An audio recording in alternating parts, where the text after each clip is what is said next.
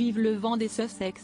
Les décorations de Noël sont érigées et les sapins sont prêts à accueillir cadeaux et guirlandes au sein de chaque demeure appartenant à la famille royale, à l'image du château de Windsor, pourtant délaissé par la firme à l'occasion des fêtes de fin d'année.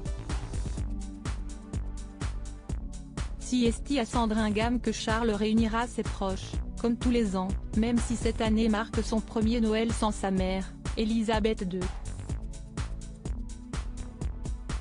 Une ombre se profile toutefois au tableau.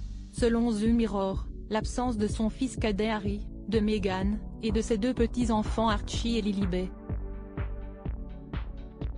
Impossible pour le roi de pardonner pour l'instant, l'offense faite à sa famille, entre documentaires sulfureux, et vivres explosifs. Le duc et la duchesse de Sussex ne sont pas attendus à Sandringham cette année, l'invitation n'ayant même pas été lancée, et le roi, aimant profondément ses deux enfants, ainsi que tous ses petits-enfants, semble en être très affecté. Comme le révèle Robert Johnson, un biographe royal, dans The Mirror, Charles a essayé de lui pardonner. À Harry, note de la rédaction, il adorerait pouvoir mettre un point final à cette querelle, mais les contacts entre eux ont été assez limités.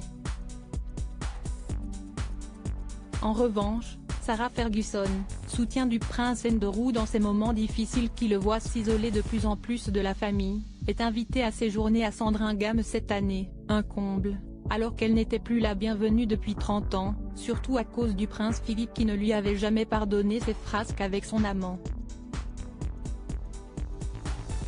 Comme l'analyse Robert Johnson, cela a pris 3 décennies pour que Fergie puisse revenir à la table de Noël. Pour Harry et Meghan, le chemin du retour pourra être encore plus long.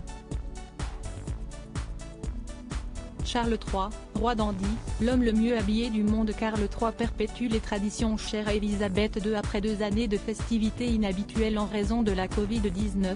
Le nouveau monarque passera donc Noël avec sa femme, la reine consort Camilla, au domaine de Sandringham, où se trouve également la résidence secondaire du prince William et de la princesse Kate, en Mayhall.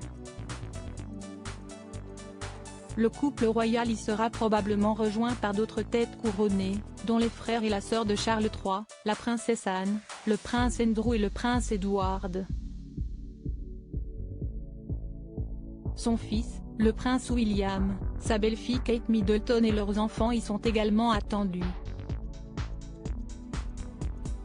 Une habitude parmi d'autres traditions de Noël, je pense que la famille royale voudra honorer toutes les traditions qu'elle associe à Noël à Sandringham, l'échange de cadeaux la veille de Noël et la marche vers Saint-Marie-Magdalène pour le service du jour de Noël, mais il ne fait aucun doute que ce sera un moment émouvant pour eux sans leur matriarche, a détaillé la spécialiste des royautés du magazine Hello, Emily Nash.